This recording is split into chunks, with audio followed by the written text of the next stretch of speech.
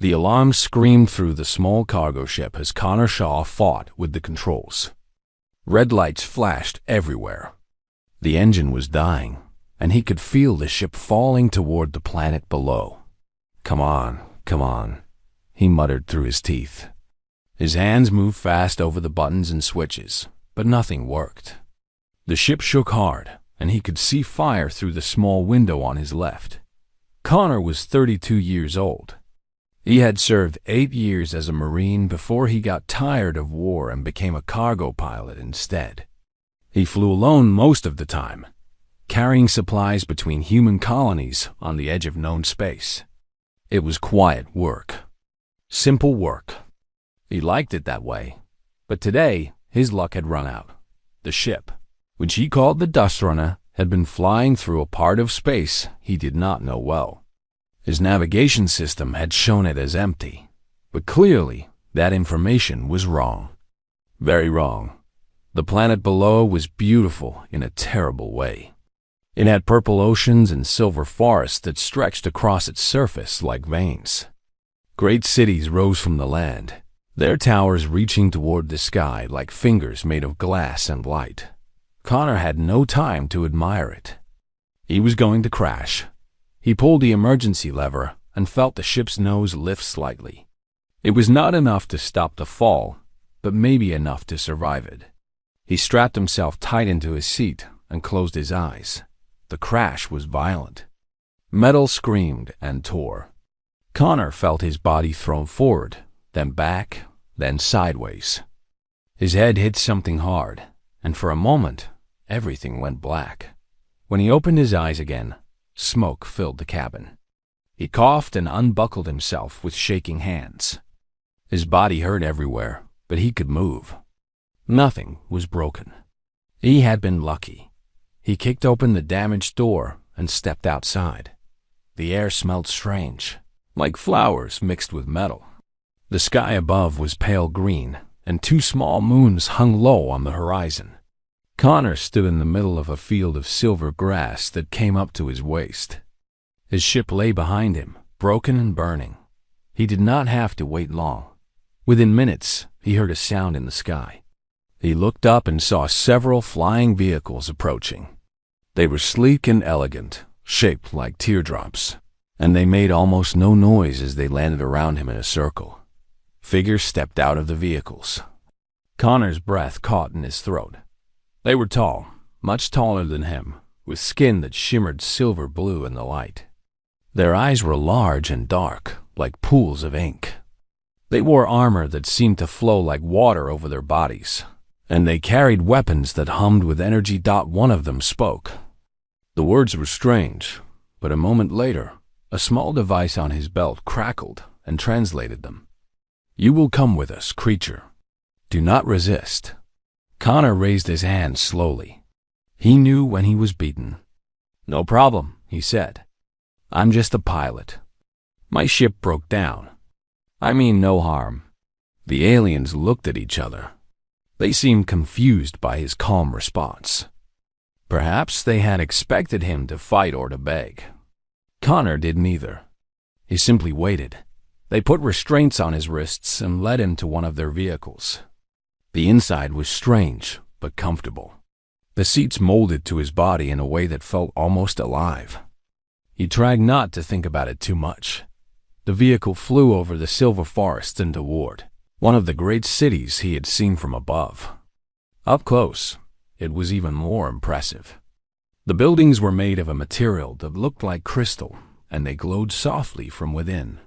Bridges connected the towers at different levels, and smaller vehicles flew between them like insects. They brought him to a massive structure at the center of the city. It was a palace, he realized. The largest and most beautiful building of them all. Inside, everything was white and gold. The floors were smooth as glass, and the ceilings were so high that Connor could barely see them. Guards stood everywhere, watching him with those dark, unblinking eyes.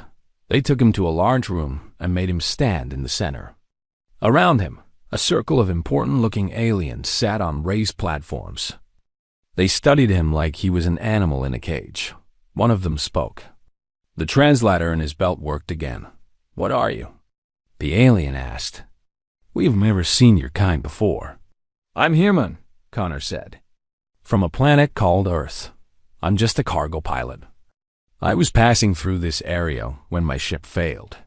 The aliens whispered among themselves. He heard words like primitive and curious and dangerous. Connor stood still and kept his face calm. He had learned long ago that showing fear only made things worse. So he waited. From somewhere above, a door opened. Connor looked up and saw a balcony overlooking the room. A figure stood there, watching. It was a female. He could tell that much. She was different from the others. Her skin was a lighter shade of blue, almost white, and she wore a crown of small lights that floated around her head like stars. Her eyes found his and stayed there. Connor met her gaze and did not look away. The female tilted her head slightly.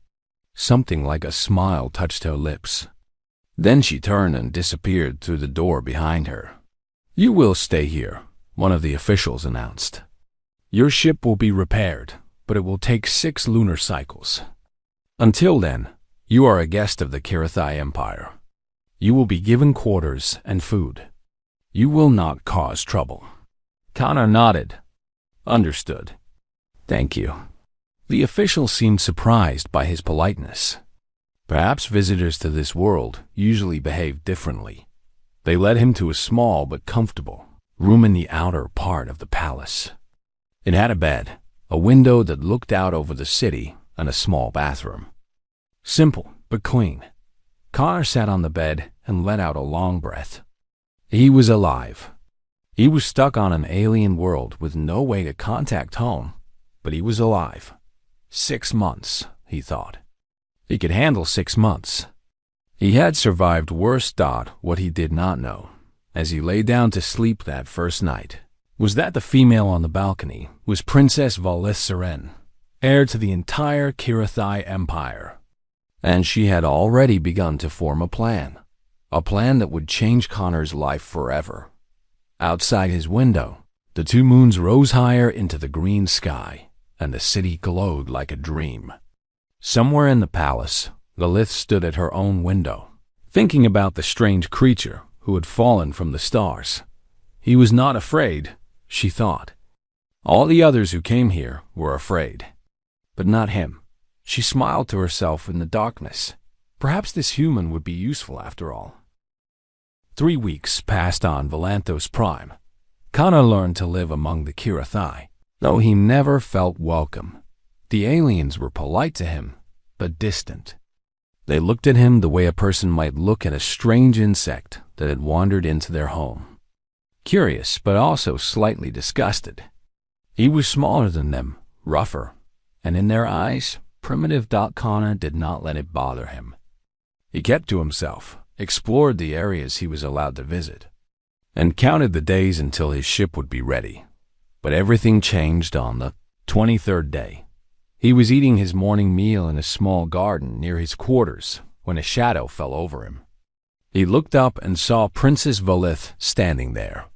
2 guards waited behind her at a respectful distance. Connor started to stand, but she waved her hand. "Stay," she said. Her voice was soft but carried authority. "I wish to speak with you." She sat down across from him on the stone bench. Up close, she was even more striking. Her silver-white skin seemed to glow faintly, and her dark eyes held a sharp intelligence.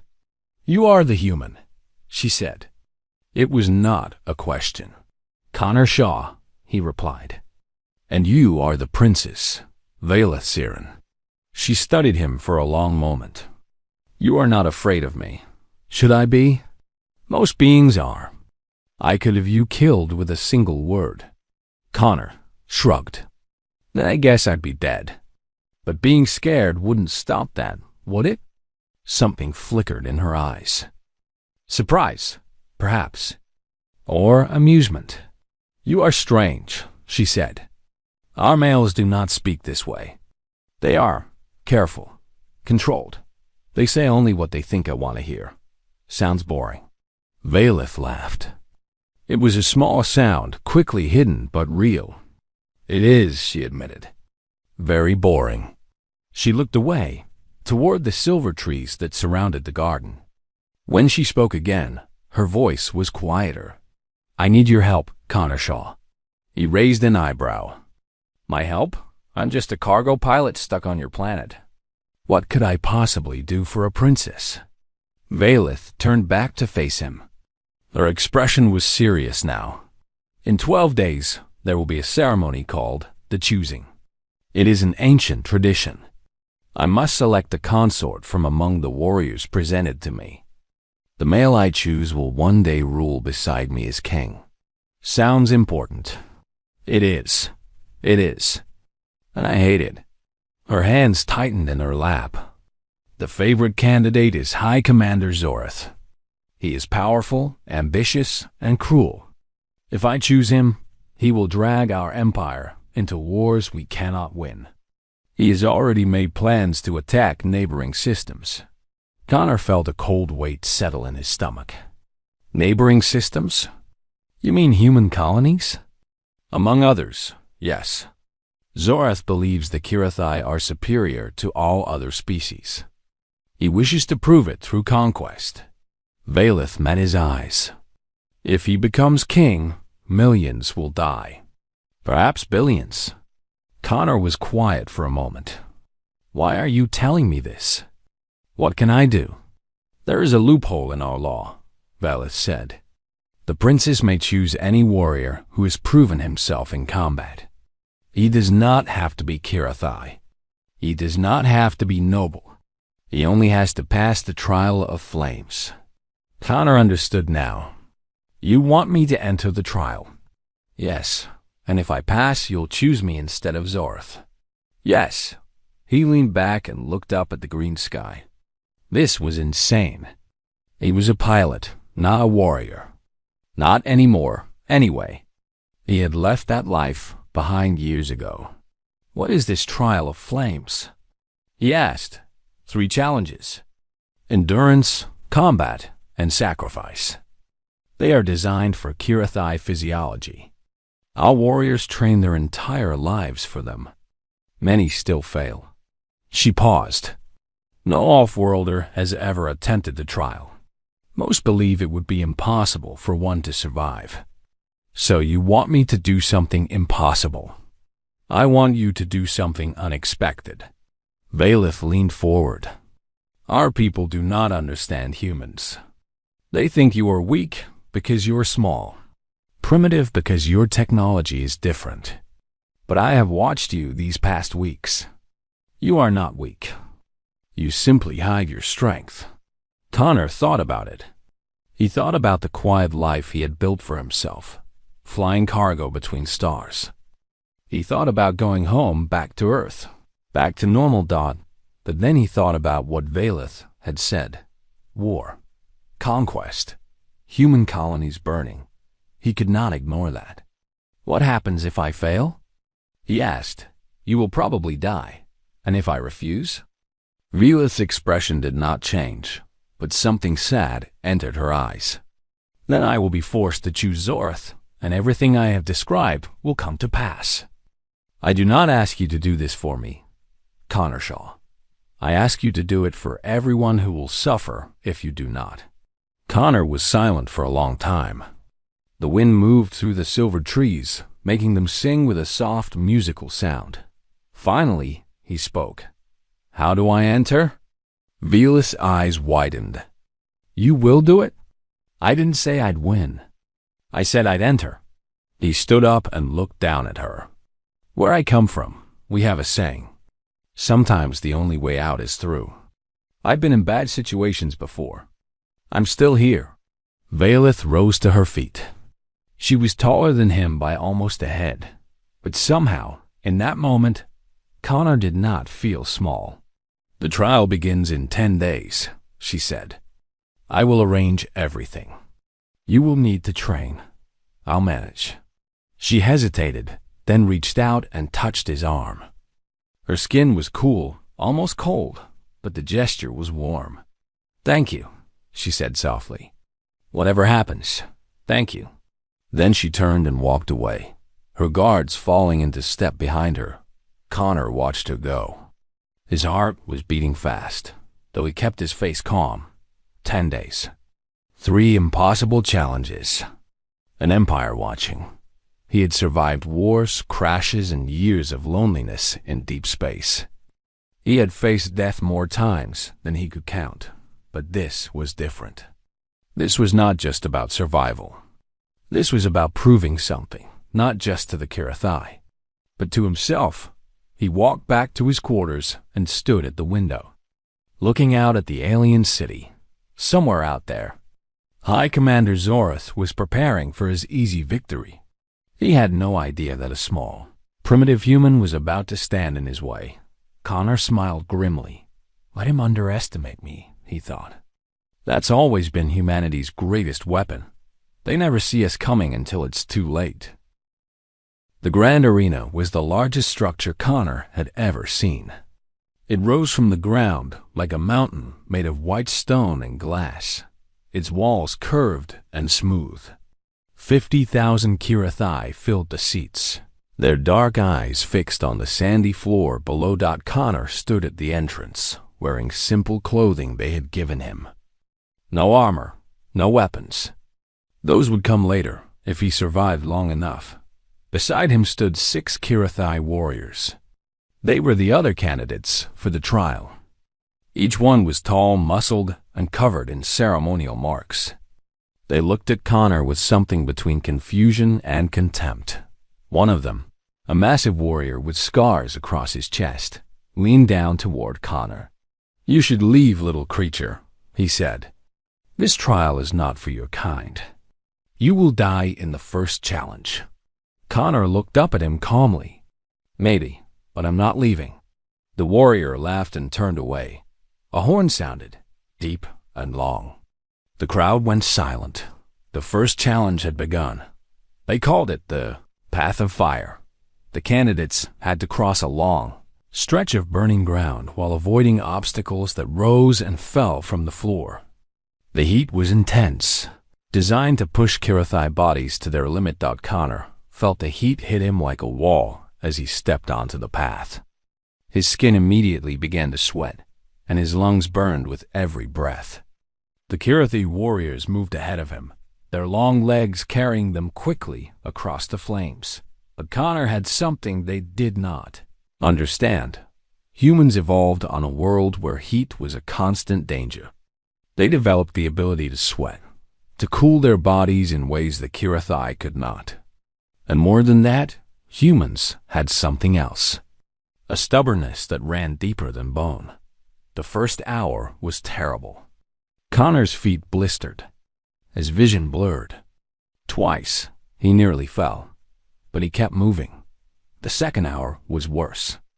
2 Kirathai warriors collapsed from exhaustion, their bodies giving out despite their training. The medical teams rushed to pull them from the flames. Connor kept moving. By the third hour, his mind had gone quiet. There was no thought, no fear. There was only the next step, and the next, and the next. His body screamed at him to stop, but he had learned long ago how to ignore that voice. When he finally reached the end of the path, he fell to his knees. His clothing was burned in places, and his skin was red and raw. But he was alive. The crowd was silent. They had expected him to fall first. Instead, he had outlasted half the Kirathai candidates. The second challenge came the next day. It was called the Circle of Blood. Each remaining candidate had to fight a champion chosen by the arena masters. The champions were the best fighters in the Empire, veterans of countless battles. Connor's opponent was a female warrior named Keshra. She was fast, graceful, and deadly. Her blade moved like water, and her eyes showed no mercy. The fight began. Keshra attacked immediately, her blade slicing toward Connor's throat. He ducked and rolled, barely avoiding the strike. She was faster than him, stronger than him, and her reach was longer. But Connor had fought enemies before. Not in arenas, but in the mud and blood of real battlefields. He had learned that war was not about being the strongest. It was about being the smartest. He let her attack. Again and again, she came at him, and again and again. He dodged or blocked just enough to survive. He studied her movements, looking for patterns out there. A small hesitation when she stepped to the left. A slight drop in her guard after a high strike. Connor waited for his moment. When it came, he moved. He ducked under her blade, stepped inside her reach, and drove his elbow into her side. She gasped and stumbled. Before she could recover, he grabbed her arm and twisted, forcing her to drop her weapon. She fought back, but Connor held on. He locked his legs around her and used his weight to drag her down. On the ground, size mattered less. Technique mattered more. For 30 long seconds, they struggled. Finally, Keshra's hand slapped the ground 3 times. The signal of surrender. Connor let go and stood up slowly. His body ached, and blood dripped from a cut on his forehead. But he had one thought: the crowd did not cheer. They were too shocked. A human, a small primitive creature, had defeated one of their champions. The final challenge came on the 3rd day. It was called the offering. Each candidate had to give up something precious, something that proved their commitment to the Empire. Most Kirathai offered treasures, lands, or titles. Connor had none of those things. He owned nothing on this world except the clothes on his back and the broken ship in the repair yard. When his turn came, he walked to the center of the arena. The crowd watched in silence. "I have nothing to offer," he said, his voice carrying across the vast space. "No gold, no land, no title." He paused and looked up at the royal box where Princess Valith sat beside her mother, the queen. Their eyes met. "But I do have one thing," Connor continued. "The only thing that still connects me to my home." He reached into his pocket and pulled out a small device. It was the navigation core from his ship, the only thing that could guide him back to human space. Without it, he would never find his way home. "This is my way back to Earth," he said, "to everything I've ever known. My family, my people, my world." He knelt down and placed the device on the ground in front of him. "I give it up, not for treasure or glory, but because some things are more important than going home." Then he raised his fist and brought it down hard. The device shattered into 1,000 pieces. The arena was completely silent. Connor stood up and faced the crowd. "I don't know your customs. I don't know your history. But I know that sometimes a warrior has to sacrifice everything for what's right. That's what I offer. Everything I have. Everything I am." For a long moment, nothing happened. Then, slowly, a sound began to build. It started as a low murmur, then grew louder. It was not cheering, not exactly. It was something deeper. Respect. The Kirathai were a proud people. They valued strength and honor above all else. And in that moment, they recognized both in this small, strange human. Connor had passed all 3 trials. He looked up at the royal box again. Valith was smiling, and even the queen seemed impressed. But in the shadows behind them, Connor noticed another figure watching. High Commander Zorith. His face was twisted with rage. This was not over. Connor knew that. The real battle was still to come. But for now, he had done the impossible. He had proven that humans were not to be underestimated. The throne room of the Kirathai Empire was filled with the most powerful beings in the galaxy. Nobles in flowing robes stood beside military commanders in gleaming armor. Representatives from a dozen allied systems watched from the upper balconies. At the center of it all stood Connor Shaw. He had been given formal clothing for the ceremony. Dark fabric with silver threads that caught the light when he moved. It felt strange against his skin, too soft and too fine for a cargo pilot who was used to worn jackets and work boots. Princess Valith sat on a raised platform at the front of the room. She wore a crown of floating lights and her gown shimmered like starlight on water. Beside her sat Queen Ithara, old but still sharp-eyed, watching everything with careful attention. High Commander Zorath stood among the other candidates who had survived the trials. There were only 3 of them now, not counting Connor. Zorath was the tallest and strongest, his armor decorated with medals from battles across the Empire. His face was calm, but his eyes burned with cold fire.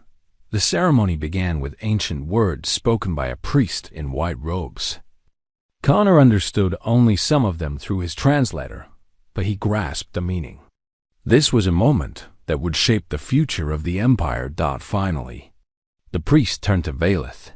Princess Valeth Siren, heir to the throne of the Kurethe Empire, you have seen the warriors who offer themselves to you.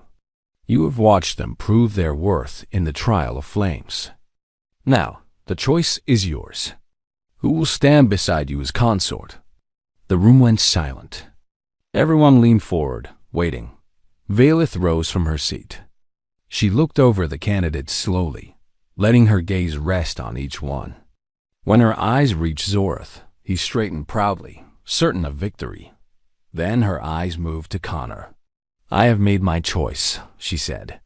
Her voice was clear and strong. I choose the one who showed not just strength, but wisdom.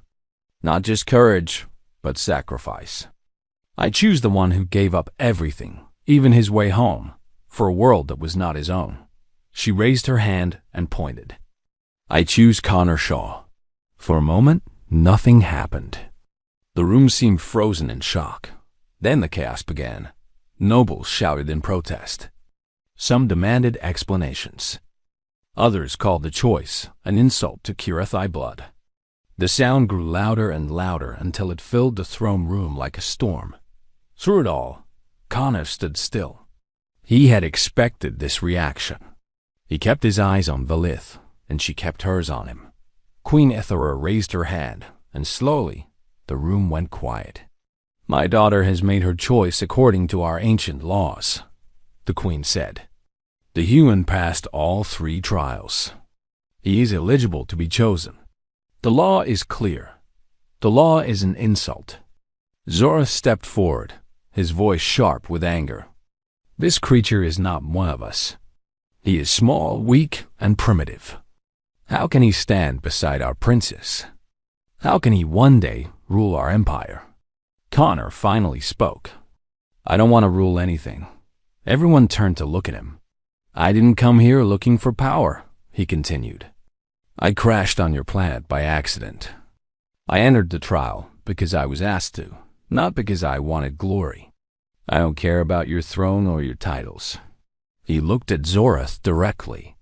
But I do care about what kind of future this empire will have. I've heard what you wanted to do. War. Conquest. Destroying everyone who's different from you. That's not strength. That's fear. Zorath's face twisted with rage. You dare lecture me? You, a primitive ape from a backwater world? I dare because I've seen what war does. Connor's voice was quiet but steady. I've seen cities burn. I've seen children orphaned. I've held friends as they died in the mud. War isn't glory. It's suffering. And anyone who seeks it out without good reason isn't a warrior. He's a coward hiding behind a sword. The room was completely silent now. No one moved. Zorath took a step closer to Connor. His hand moved to the weapon at his side. You speak of cowardice, he said softly. Let us see if you can back up those words. He turned to the queen. I invoke the right of blood challenge. By ancient law, a rejected suitor may fight the chosen consort for the right to claim what was denied to him. Queen Ithra's face showed no emotion. You invoke a law that has not been used in 300 years. It is still law. The queen was silent for a long moment. Then she nodded slowly. Very well. If the human accepts, the challenge will be honored.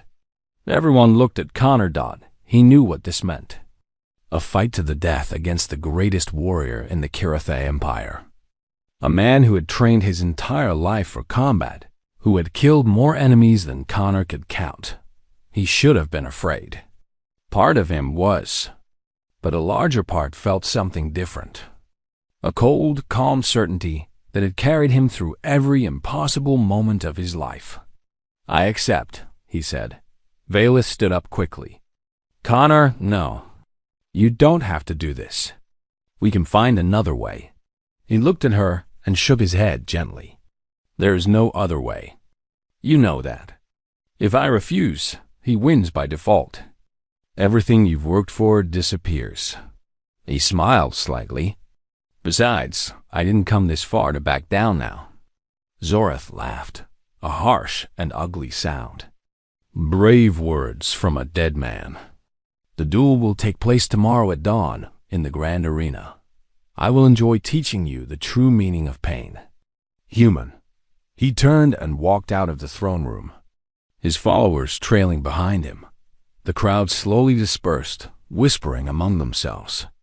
Connor stayed where he was until only Valeth and the Queen remained. Valeth came down from the platform and stood before him.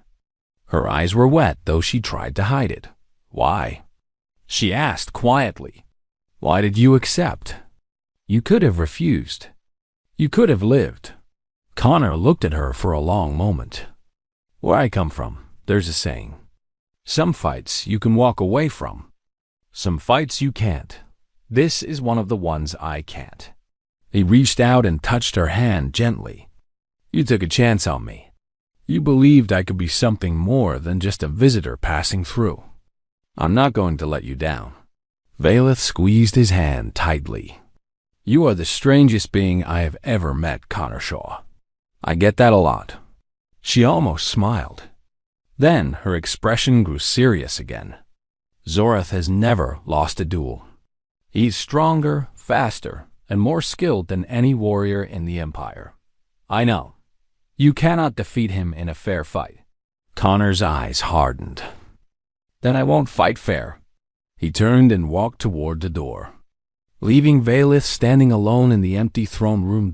Tomorrow, the sun would rise on the greatest fight of his life, and the entire galaxy would be watching. Dawn came slowly to Valentos Prime. The green sky turned pale gold as the sun rose over the silver forests, casting long shadows across the Grand Arena. Connor stood in the fighter's chamber beneath the arena floor. He wore simple combat clothing, and in his hand he held a borrowed blade. It was lighter than the weapons he had trained with on Earth, but it would have to do. Through the stone walls, he could hear the crowd gathering above. 50,000 voices merged into a single roar of sound. They had come to watch him die. He did not blame them. In their eyes, this fight was already over. High Commander Zorath was the greatest warrior their empire had produced in 100 years. He had won 47 duels without a single defeat. His strength was legendary. His skill was perfect. Connor was just a human. Small, weak, primitive. He smiled grimly to himself. Let them think that. Surprise had always been humanity's greatest weapon. The iron gate in front of him began to rise. Sunlight poured in, blinding him for a moment. Then he stepped forward onto the sand of the arena floor. The crowd fell silent as he walked to the center. Across from him, another gate opened, and Zorath emerged. The High Commander was dressed in ceremonial armor that gleamed like polished silver.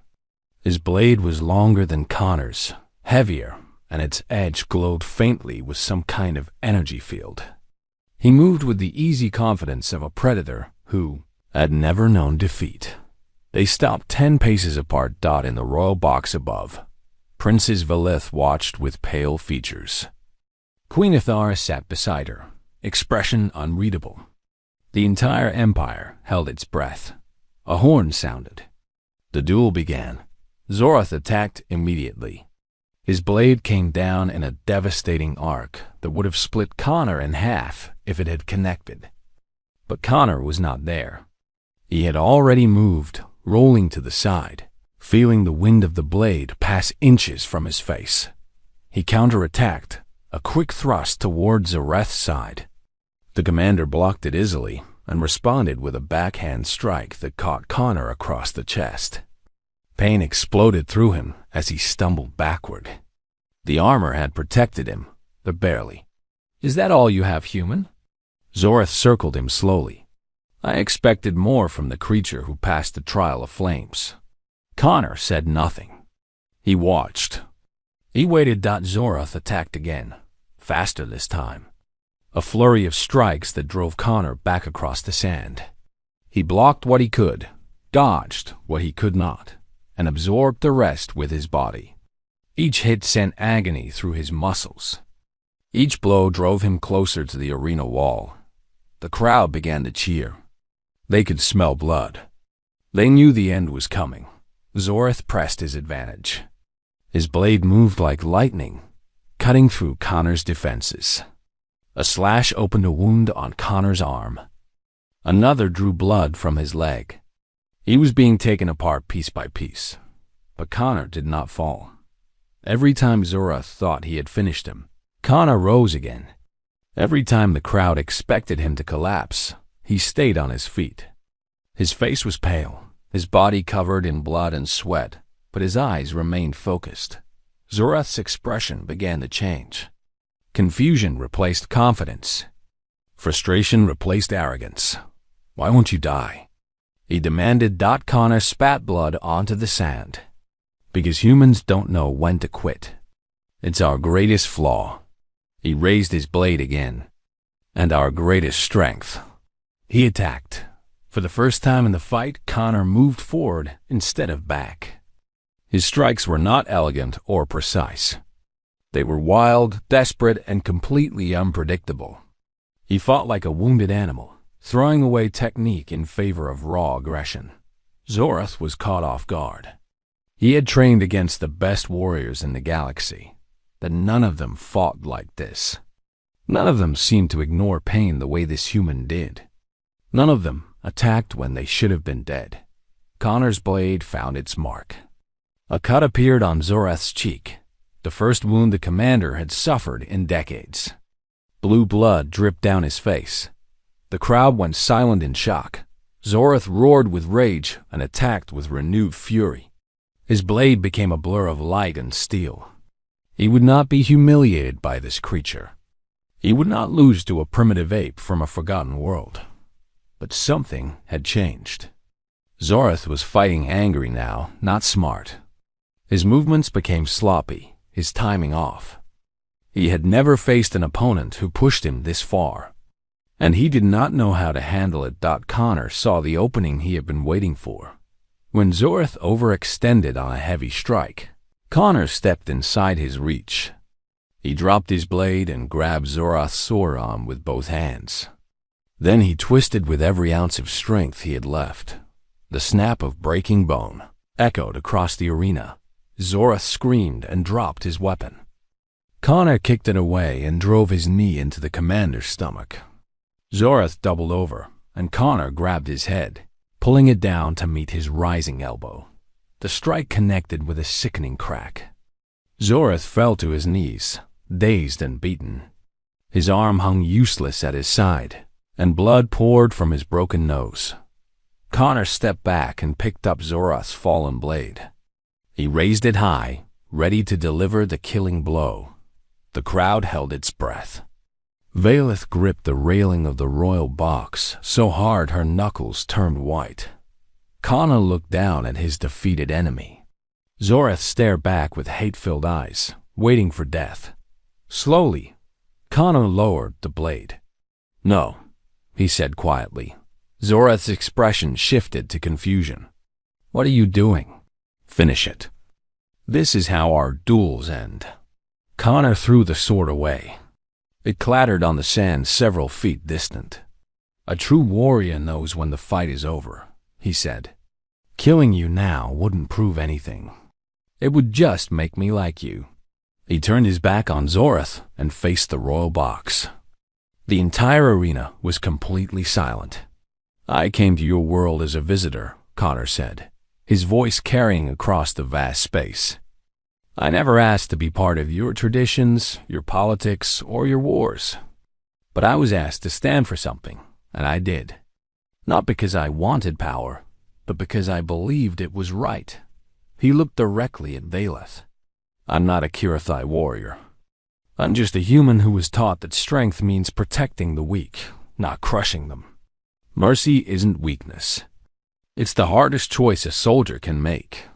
For a long moment, nothing happened. Then, slowly Queen Athara rose to her feet. She looked at the broken commander on the sand, then at the small human standing victorious beside him. The challenge is complete, she announced. The human has won. My daughter's choice stands. Connor Shaw will be her consort. The crowd erupted, not in anger, but in something Connor never expected. Applause, cheering, thousands of Kirathai voices raised in admiration for the tiny human who had defeated their greatest warrior and then shown him mercy.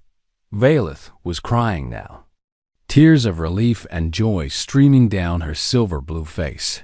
Connor stood alone in the center of the arena, bloody and exhausted, as the sun rose fully above the horizon. He had come to this world by accident. He had stayed because someone believed in him. And now, somehow, he had become something more than a visitor. He had become a legend. In the records of the Kirathai Empire. A new entry was made that day. A warning for any who might threaten the worlds under their protection. Do not underestimate the humans. They do not know how to surrender. They do not know how to die. And when you think you have them beaten, that is when they are most dangerous. Connor Shaw smiled as Valeth ran across the sand to embrace him. He was a long way from home. But standing here, holding her in his arms, he realized something important. Sometimes home is not a place. Sometimes it is a person. And sometimes the best journeys are the ones you never planned to take.